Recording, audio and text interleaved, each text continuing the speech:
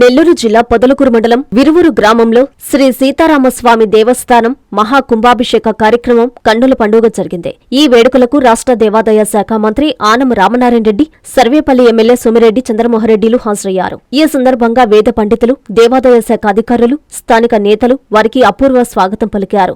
ఆలయ పునర్నిర్మాణం, నూతన విగ్రహ ప్రతిష్ఠ, ధ్వజ ప్రతిష్ఠ శిలాఫలకాన్ని భక్తుల జయజయ ధ్వానాల మధ్య వారు ప్రారంభించారు. మంత్రి ఆనం రామనారాయణ రెడ్డి మాట్లాడుతూ, విరువురులో పురాతన శ్రీ సీతారామస్వామి ఆలయాన్ని అద్భుతంగా పునర్నిర్మించామని తెలిపారు. దేవాదాయ శాఖ కామన్ గుడ్ ఫండ్ నుంచి 40 లక్షల రూపాయలు, దాతలు మరియు ఆలయ కమిటీ సభ్యుల నుంచి 10 లక్షల రూపాయలు సమకూర్చి మొత్తం 50 లక్షలతో పనులు పూర్తి చేశామని చెప్పారు. ఆలయ అంతరాలయం, గర్భగుడి నిర్మాణాలను పూర్తిగా గ్రానైట్తో నిర్మించినట్లు వెల్లడించారు. ఎమ్మెల్యే సోమిరెడ్డి మాట్లాడుతూ, మంత్రి ఆనం రామనారాయణ రెడ్డి చేతుల మీదుగా విరువూరు శ్రీ సీతారామ ఆలయ మహాకుంభాభిషేకం జరగడం ఆనందంగా ఉందన్నారు. దేవాదాయ శాఖ మంత్రిగా బాధ్యతలు చేపట్టిన తర్వాత రాష్ట్రంలో అనేక సంస్కరణలకు శ్రీకారం చుట్టారని కొనియాడారు. ఈ కార్యక్రమంలో దేవాదాయ శాఖ అధికారులు, స్థానిక ప్రజాప్రతినిధులు పాల్గొన్నారు. 5 నుంచి 7 సెంట్లు స్థలం గాని ఉంటే ఆ ప్రాంతంలో దానికి 20 లక్షల రూపాయలు ఇస్తుంది. 9 నుంచి 12 సెంట్లు ఉన్నటువంటి స్థలం కానీ ఉంటే ఆ ప్రాంతంలో 30 లక్షల రూపాయలు ఇస్తుంది.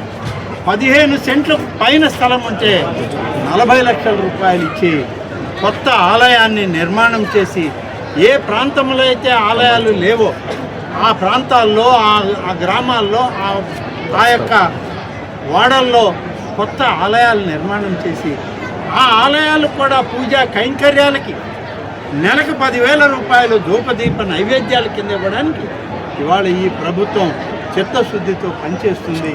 మొదలుపెట్టాము కార్యక్రమాలు అనేక దగ్గరలా.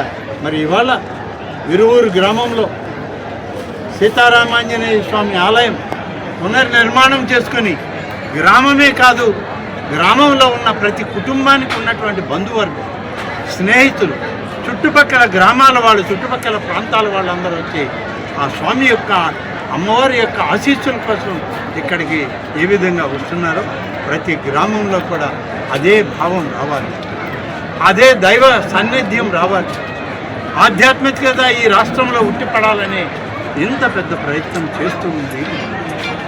వీటన్నిటితో పాటు ఇవాళ అలాగే మన సర్వేపల్లి నియోజకవర్గం పెద్దలు చంద్రమోహన్ రెడ్డి గారి నాయకత్వంలో అనేక రకాలుగా అభివృద్ధి చేస్తూ ఈరోజు సర్వేపల్లి నియోజకవర్గంలో 93 ఆలయాలకి ధూపదీప నైవేద్యం 10,000 లెక్కన, ఆ 10,000 రూపాయలు ప్రతి నెల 1వ తారీఖు వచ్చేటప్పటికి పూజారుల బ్యాంక్ అకౌంట్కి పంపిస్తూ ఉంది ఇవాళ మన ప్రభుత్వం.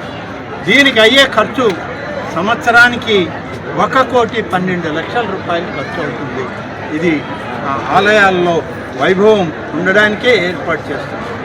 అలాగే ఇప్పుడు మన ఆలయం ఏ విధంగా అయితే ఈ సీతారామాంజనేయ స్వామి ఆలయం 50 లక్షలకి 40 లక్షల రూపాయలు ప్రభుత్వం కేటాయించిందో, అదేవిధంగా మరొక 7 ఆలయాలకి ఈ CGF ఫండ్ కింద 6,48,00,000 సర్వేపల్లి నియోజకవర్గంలో ఇప్పటికే మంజూరు చేశాం.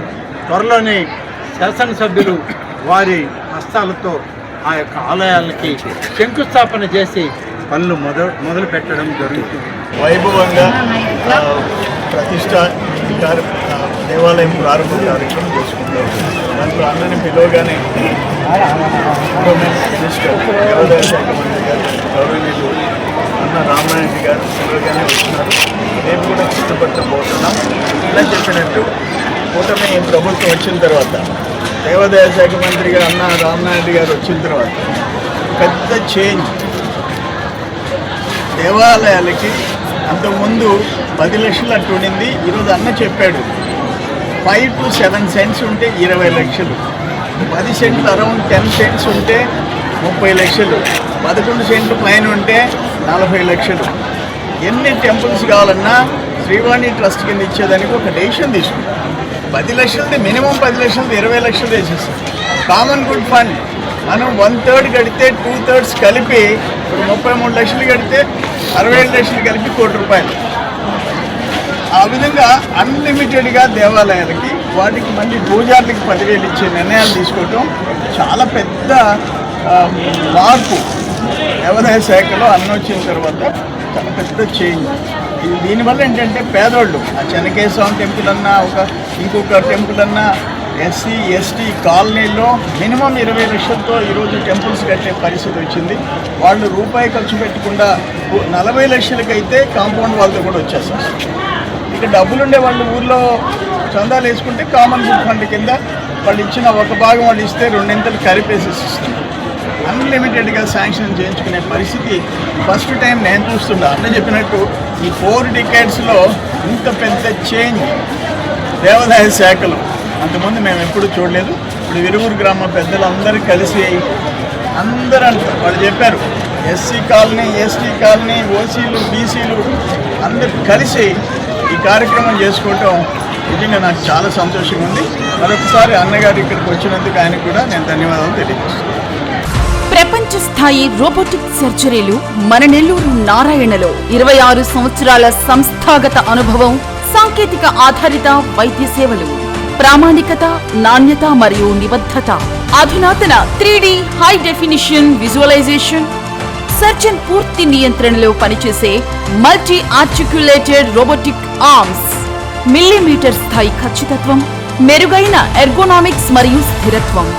Narayana robotic surgery. తక్కువ నొప్పి, తక్కువ రక్తస్రావం, వేగంగా కోలుకోవడం, త్వరితంగా డిశ్చార్జ్. నెల్లూరు పరిసర ప్రాంత ప్రజలకు అందుబాటులో కలదు.